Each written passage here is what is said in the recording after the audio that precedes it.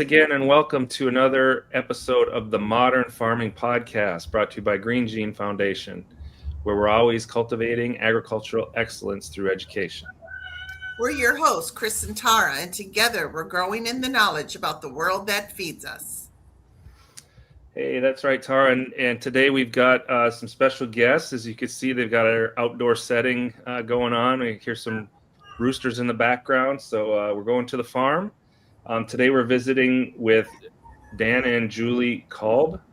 They are the owners of the TLC Edible Landscape facility, which is in Hudson, Florida. It's in Pasco County. And they're also a nonprofit business is called the Broken But Beautiful Ministries. Some very interesting choices of names there. So welcome, Dan and Julie, and tell us a little bit about yourself and all the interesting things you've got going on there. All right. Well, TLC stands for Transformational Learning Center, number one. And we basically formed that a while back, probably about 8 years ago. 8 to 10 years ago now, I guess. Time flies. But so we're Broken But Beautiful Ministries, and we have been operating in Pasco County since 2006. And in 2006 is when the financial crisis hit, right, a while back. And so we and a group of others got together. And we were all working with the food banks. Their unemployment was just dramatic here, especially most of it was construction, and that had come to a complete halt. So the food banks were loaded up, but all the food that the food banks had was very unhealthy. It was all just pastries and sweets and candies and sodas. And so we embarked on a project that we helped with and developed a community garden with the goal was to help feed and help support and also give people a purpose and a something to do with that time that they had not working, to come work on a farm in Brooksville area. And so that was our introduction to what we're doing now. Mm-hmm. We actually ended up forming a community resource center. Got really involved. We got out of the community part, the community garden part at that time. And we just started working with those who were hurting and broken during the crisis. And we operated for almost 12 years, 10 years at one location, with the soup kitchen and food bank and everything else. And we had a fire back in 2019, December 2019. So at that time, we were already doing the garden thing. I was working here with different individuals, some homeless, some just searching for a need to want to learn. And so we were working out of the house at the gardens, having the farm here. But after the fire, we switched all operations to here. We still do some outreach. We do some feeding on the holidays. And we do a monthly dinner to an elderly neighborhood trailer park. Yeah.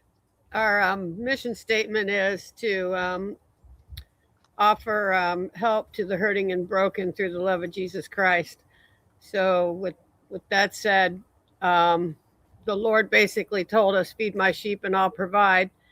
And meaning love on my people and I'll be your provision. So our focus is not on trying to raise funds for our ministries, but trying to be available and obedient to wherever he calls us to do. And so that's kind of how we are in this position. And then we do several things throughout the year with outreaches, whether they're farm related, food related, community giveaways, things like that.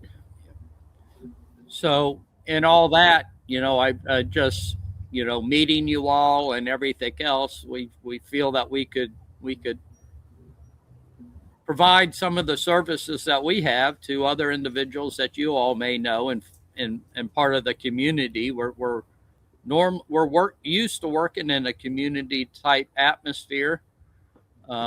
Everybody doing their part and everybody being a part. So there's no striving and there's no, great pushing for anyone to be greater than another.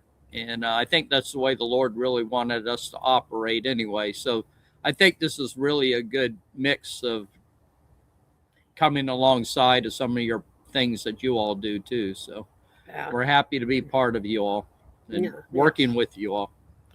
And our farm is 5 acres, and Dan started designing it from a Echo in Fort Myers is who we kind of mimic our farm from. They're a 55-acre global farm that teaches and trains missionaries from around the world to grow in different settings. So ours is on a very much smaller scale, but we have a really good relationship of working with them.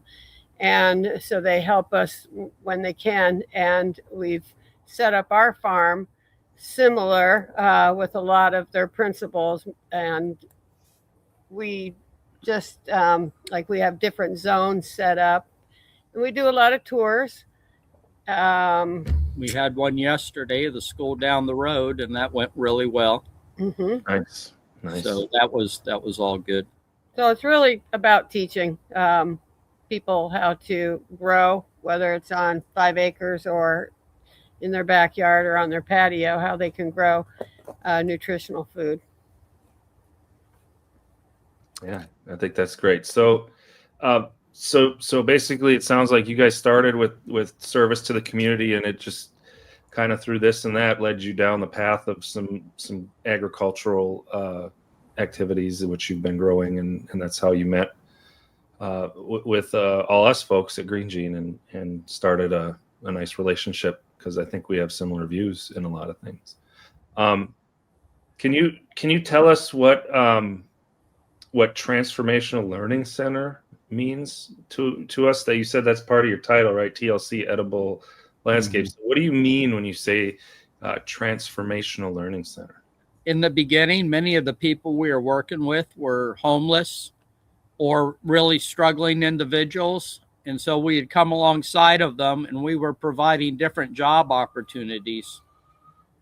And some of the jobs we were doing from appliance repair to workshops, bike repair, different type things. But my heart and my passion is, of course, the farming and the growing. And so we started doing more and more where people were coming to the farm and learning and spending a few hours a day. We actually did have a few individuals at one time staying here and helping us. And it was just a good time to see somebody go from a very dark life to a very bright light life, and have more of a hope in the future.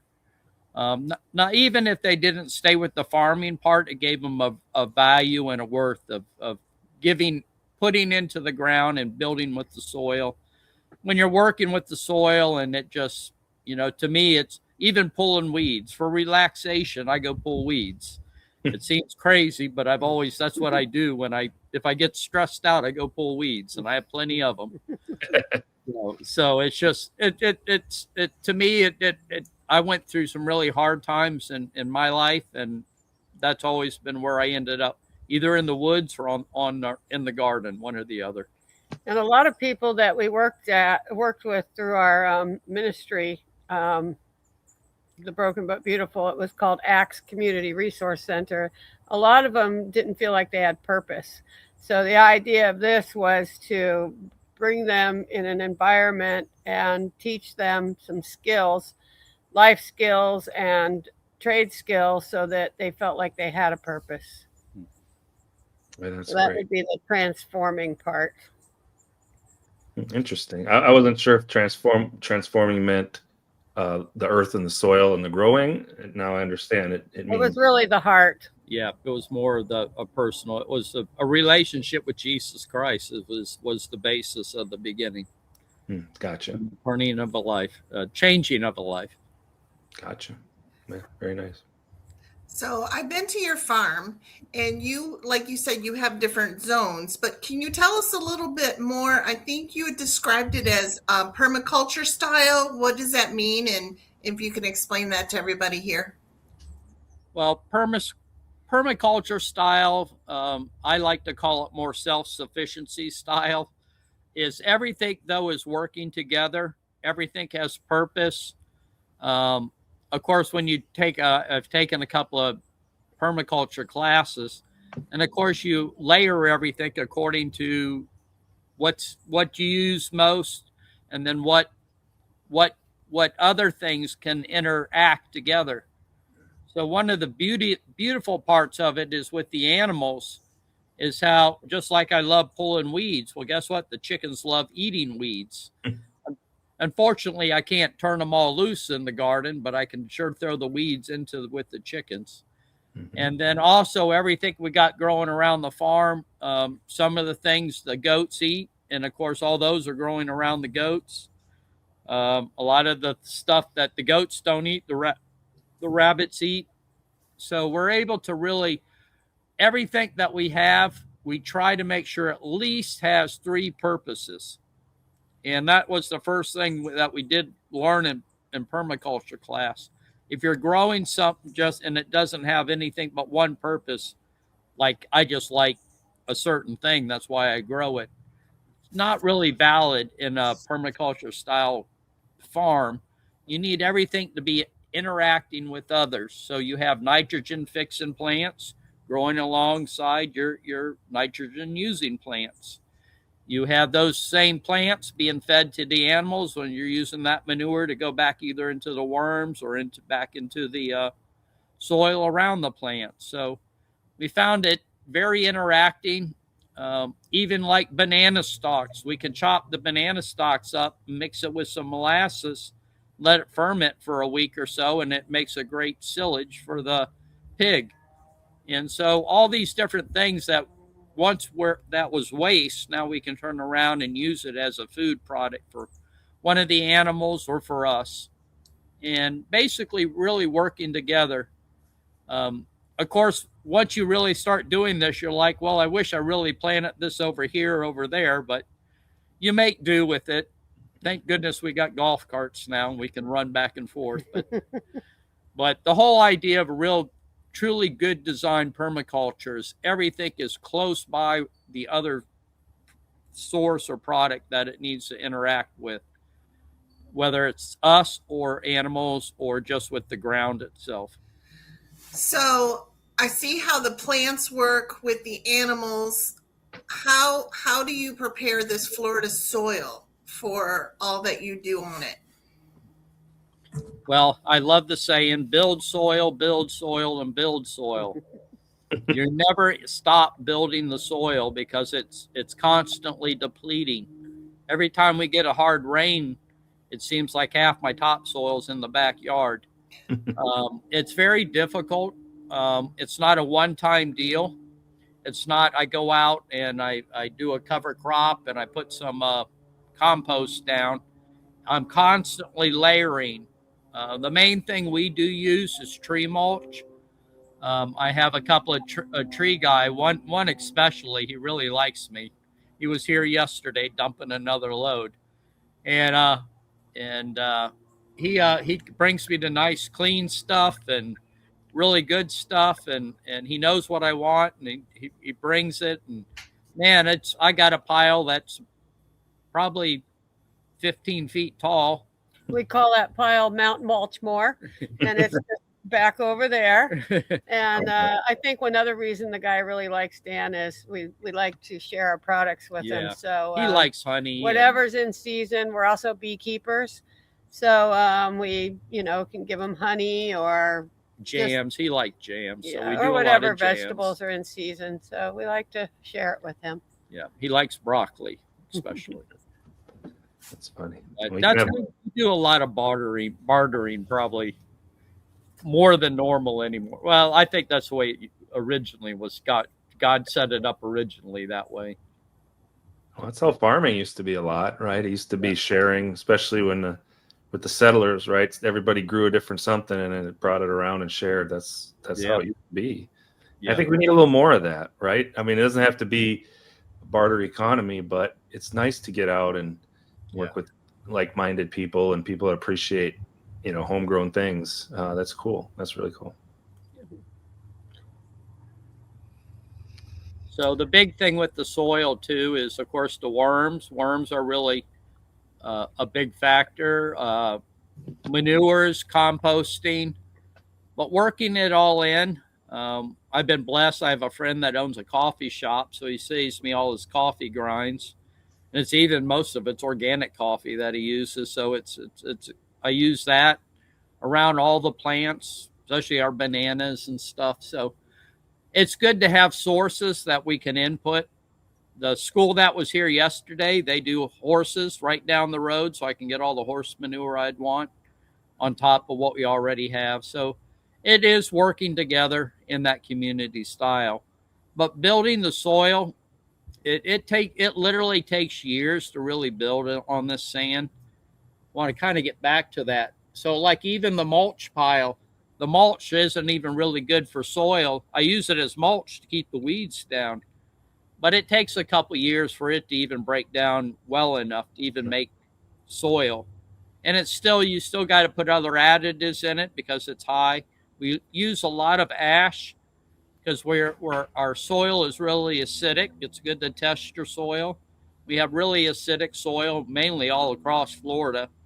And wood, when you're using mulch, that just raises it up. Almost all the tree stuff adds acid to it. Mm-hmm. So I'm constantly using the wood ash, which has also your trace minerals. So I'm trying to keep a good clean burn pile in order to keep a good clean ash going down. And then and there's all you begin to develop systems and ideas. Not all of them work great, but you have a weed problem or a pest problem. You got to try to clear out an area or kill off an area and doing it as natural as possible. Mm-hmm. Sure. Yeah, I know a friend of Green Gene and a person that you've gotten to be pretty good friends with, Dan, is Brad Turner, and he's totally into the science of building soil, and he said exactly what you said. It's not just one thing. It's a constant evolution, and there's a lot of factors. And so when guys like him and yourself that have been experimenting, learning, sharing with others, that's just exactly what modern agriculture people need is to listen to people who've done it, who know it, and really buy into it. That's when stuff really starts happening. That's when food gets better.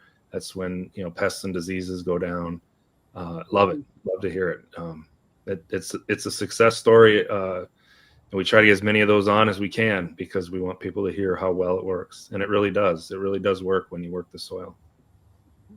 And a lot of it too is just finding the things in your area locally that you can get hopefully for free, and because of the manpower involved in it, and then making it work in your system.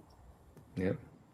Yep. And can you believe Tara did not realize until she started doing the podcast how important the worms were to the equation.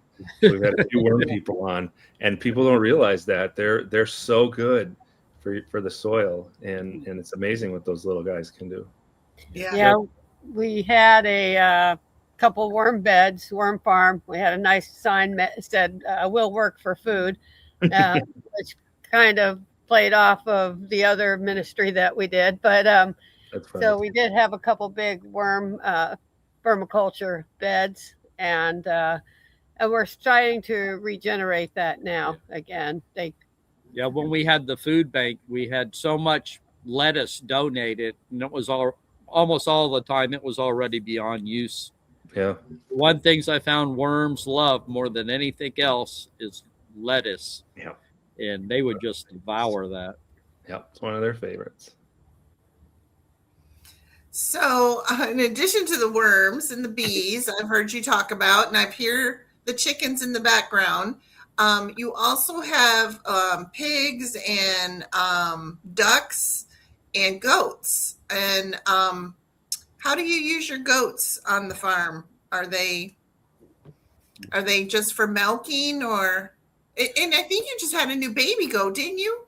Two of them. Twins. Yes. The Last goats, Saturday. we use the goats a lot of ways. We'll use them for their manure. We feed them a lot of our forage. We forage them. We also use their milk for ourselves, and we also sell their milk products. And so for us, we'll make our kefir, yogurt, cheese, and drink the milk. And then also we started making soap, goat milk soap. And so pretty much we also eat the goats. So it's a meat source too. And we'll sell goats to other people so they can eat their goat. Eat our goat. One of the big things about the goats is they are a lot of maintenance. There's a lot of things going in. If anyone is interested in getting goats, you really need to find somebody really willing to pour into you and help you through it. I have one lady that she's raised goats for 30 years, and she's my go-to when I have a problem, man. And she lives up in Floral City, but she'll meet me halfway and with something that I need in an emergency situation. And so I always tell people it's really good to have somebody mentor you, even on the rabbits. Yes. The rabbits, I have a gentleman that years ago mentored me on the rabbits, from cleaning them to raising them, and when to raise, when not to raise, when to breed, what to breed. And so it is really important whenever you're doing something, to find somebody to personally, don't jump into anything just to jump in, and find somebody that will really take the time to mentoring. And that's the same with the bees. The bees are another one. You can get a lot of money in it, and it become a disaster very quick. But we've been blessed. So like when we started with the bees, the gentleman we originally bought the bees from really helped us. And whenever we had a problem, he would call or try to find a solution and help us. So it is important to have a mentor type system, and that's what this community type system is all about. And everybody has strong points, and some and are better in other things than other ones. But it is really important to work together. And I do want to say one thing about the ducks. We originally got the ducks because we had a slug problem. And so I was like, okay, I tried everything in the book to get rid of slugs. So I got the ducks. So they ate the slugs, but then after that, then they started eating everything else. But I prefer duck eggs. So the ducks have earned a spot. So like the ducks, at least their three sources would be the eggs, the pest control, and eat the duck too, and food source. So that'd be at least the three. So, Plus we could sell the eggs. Yeah, so it's always the same thing. It's and I get in trouble all the time. She's like, "Okay, why did you bring that home? How is that going to fit in?" And I'm like, I have to real quick think of my three things to make sure I can keep it. Because we have the whole farm. There's a lot of components to it, and a lot of the different zones. We have a sailboat, an old sailboat that he turned into a tilapia, solar powered tilapia. Right now it has catfish in it, but he's very ingenuitive, and he can recycle anything and give it a new purpose. And so one time I was away on a vacation, and he told me that he put a sailboat in our front yard. I thought, oh no. But he named it Miss Julie, so that made it better. And but he did a really great job. We had a lot of solar panels, and so he made it so the solar panels, the pump kicks on. There's plants that grow also off the top surface. He made dividers in the sailboat so that there's the fry and the babies the and the breeder. The whole estuary going. So that's just a whole nother concept on the farm. And it's really just repurposing the things that you have. So if you come to the farm, yes, there's a lot of stuff here, but a lot of that stuff we do make a use for it. And almost everything that we build for a lot of it from scrap that's been thrown away. So we are recycling a lot of different metals and wood and anything that I can come across and get use out of. So we try to really recycle a lot of material. Two factors, the cost, but also it's good to get into the habit and not go get more production when you can get another 20 years out of something but somebody's throwing away. So yeah, very, very nice. So when you give your tours, take us through the tours a little bit, because I haven't been to your farm, but I've seen the map that you have of it. So what do people expect? It's like you have a pathways and zones kind of a thing. Is that how I know you've got signs up to explain your stuff and everything? Yeah. Well, we try to find out what their interests are also before they come. A lot of the school kids, we'll find out what they're learning this time in their classes, and we'll tailor it around that. But a general tour, we would just start maybe in our tropics under the oak. So we have a huge oak head, and we're borderline freeze where we're located. So all of our tropics are planted under the oak head, and that'll keep them a little bit warmer in the winter and a little bit cooler in the summer. So we have a huge tropical area with, I don't know how many varieties of different plants. Wherever there's a seed, he'll get it and he'll plant it. And so he loves different seeds. And so we take them through the tropical zone, and then we'll move into our orchard area. And we have peaches, plums, nectarines, apple, persimmons. And then we go from that is to our symbiotic. I took a symbiotic agroforestry class and created an area that has blackberries and mulberries growing in it. Moringa, sweet potato, moringa, a lot of moringa. It's like a food forest in that section. But that specifically, we use that mainly for feeding the goats. The goats are right next to it. And so we're just taking different things that we've learned over the years and finding how they fit in the system. And that's one of the great things is the adaptability that you have to have. Because I've taken a lot of classes or seen a lot of things, but you have to adapt it to fit. Right. And then as you're doing the tour, of course, it takes a couple hours to do just a general tour. And then we'll walk around, and then we have a back area. I have to look. Well, also while we're touring, it's a pick and eat and let people sample the different leaves or the different fruits or whatever's growing. A lot of people aren't used to that. So when they'll see Dan grab a leaf and take a bite and say, "Here, try this. It's really good." They do usually try it, but it's some people are kind of shocked. We have another zone. I call it arid zona, and I'm from Arizona, but that means dry zone. And so this is the driest zone on our property. So we have things planted there that can tolerate drought, and kind of looks a little westerny like. And we just have, we have our figs, our moringa, chaya.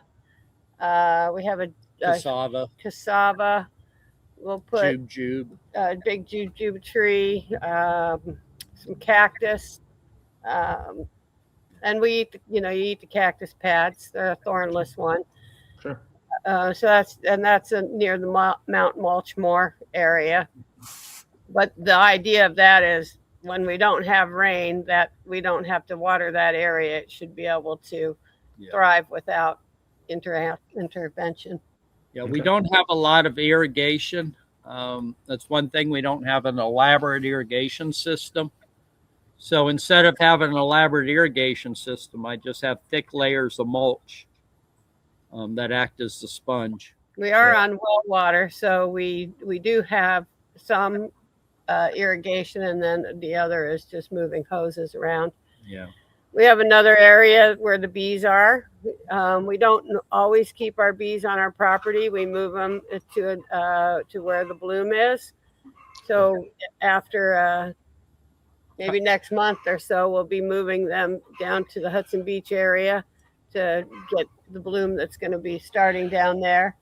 But in our apiary area, it's just the hives. We have an observation hive, so we can show the kids that it's behind plexiglass, so they can see how the bees are working. And we do have suits. One time we had a tour with some kids, and we suited them all up, and then we opened a hive and showed them, what the queen looks like, what the larva looks like, and that's really fun to do. Some beekeeping classes.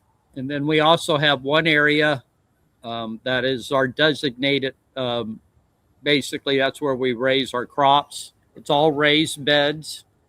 I've just got a couple areas I plant that aren't raised beds now, but they're almost worked into a symbiotic agroforestry type system otherwise. But raised beds, different growing in pots. I've got some hydroponics, some vertigrow system. I have some stackables. And then I just use a bunch of different methods that we've come across to grow crops in, something that anybody could find anywhere, and just make good baskets that they can grow. Just find some good soil and grow right on your back porch. So my back isn't as great as it used to be, so I try to bring all that stuff up where I can reach it. Sure. And so those raised beds for our regular crops that we pick a lot. Right now we have our lettuces or carrots or kales, bok choy, cabbage, broccoli. We had cauliflower. Just harvest all the cauliflower. Onions, lots of onions. Lots of onions. But all that is in raised beds. And it's a lot easier to control the soil and grow a lot more in a small area. We have a small cash crop that's ghost peppers. We grow them for a gentleman over on the east coast of Florida. So he'll buy every ghost pepper that we can produce. So we're actually working on more starts for those. So that's good. That's fun. Nice. How tall are your raised beds? Are they 4-foot beds? No. Most of them are. I built them all out of aluminum siding. Okay. Not aluminum siding, but aluminum pans, roof pans. Okay, sure. So they're 12. Most of them are all 12 inches. Okay. I do have some that are about 18. I have some 18-foot, 18-inch metal siding that I've used. But again, I've built all these beds out of stuff that I've been able to procure. Well, sure. Why not? Right? If it's there. And then they last. Most of these beds that the aluminum pan beds, they're almost 20 years old, most of them. Mm-hmm. Yeah. And I haven't had, because I don't use a lot of caustic fertilizer or anything. They're not eating away or anything. So. Right. Cool. So. Very nice. And you also have rabbits. You have rabbits that are meat rabbits? Yes, ma'am. That is actually my wife was really hard to get going on that, but now she cooks a mean rabbit. Yeah, it was difficult for me in the beginning to cook a rabbit, but they're really good. You can make a lot of great meals with the rabbit. But right now, I think we have about 25 rabbits. And we'll be getting ready to cull some of them soon. Okay. And we just cycle them out, except for there's one I'm trying to not cycle through. She has a favorite all of a sudden. Uh-oh. Yeah, so now, actually the Lord, I wasn't really into the rabbits as much until the last few months. The Lord kind of just told me to embrace the areas that I'm in.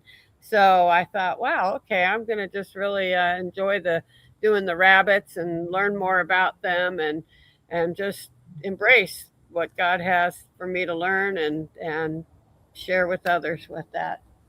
And I want to add with that too is she is from Phoenix, Arizona, and a city girl all the way. And it was there was no farm, there was no the food couldn't touch each other on the plate, and now it's all in one big pot, roasting on the I've stove. come a long ways through his prayers. So now meat rabbits are a breed of rabbit that's fairly large, right? It's not your typical bunny that people are used to, right? Yeah. And we have a mixture. Our variety is very mixed. I have it's a mixture: New Zealand, Californian, Flemish. Basically, it's just I've been breeding for size and Okay. not anything out of any line. It's just okay. These are coming out really nice and large, and I think they're dressed out at about 4.5 pounds average. Yeah. That's big rabbit. Yeah. So let me ask you: you guys use the rabbit manure for gardening? I've heard different things. I've heard it's really, really good. I've heard it's not so good. Well, especially when I had the worms going, They like they love it. The worms love it, and my worm mixture was 1 part, 2 parts horse manure, 1 part rabbit manure, and 1 part coffee grind. And then I used either paper, ground up white paper, or a little sawdust in the beginning because I had a bunch of it. But the rabbit manure, I mean, it seemed like they would just envelop that. It was just, it was gone. And we grow it almost, I put rabbit manure on about every plant that we plant. It goes on the garden and it doesn't burn. I haven't had any issues there. The one drawback is it's similar to like horse manure. It's not super high in nutrition. Okay. But again, I think it's a good mixture. Having the mixture is the key. Sure. And we forage our rabbits a lot of our plants every day. So they're getting those nutrients so that they love coming out of them too. Yeah, they love banana leaf. Banana leaf is really good. The Mexican sunflower is really good. The stems, they'll eat the whole stem, and then the other greens, of course. But banana leaf and Mexican sunflower are 2 that are really healthy for them.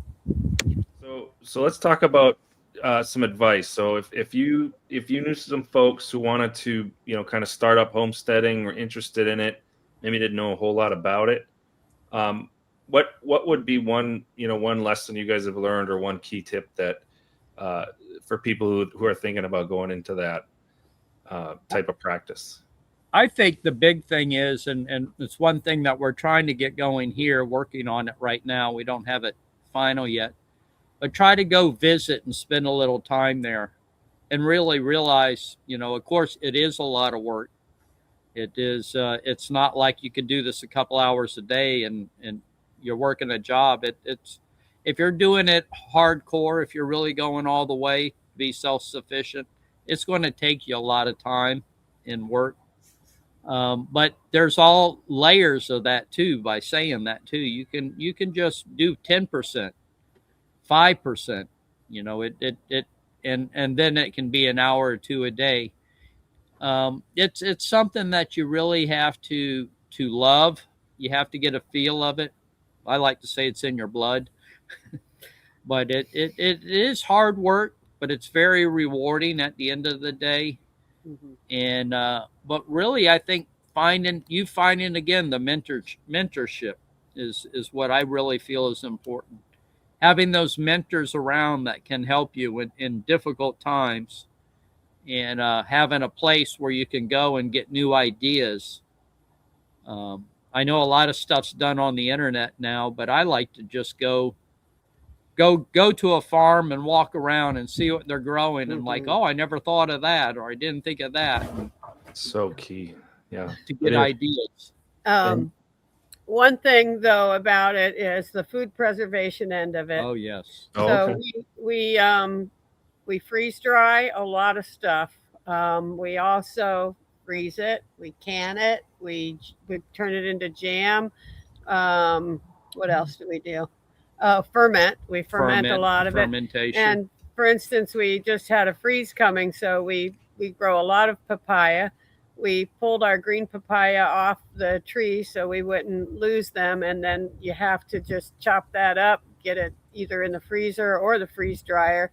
So there's always seems to be a lot of work, and that's hours of doing things like that. And then we do ferment a lot, which is really good. We'll use our honey. We grow a lot of ginger and turmeric, so we'll ferment our ginger, turmeric, honey.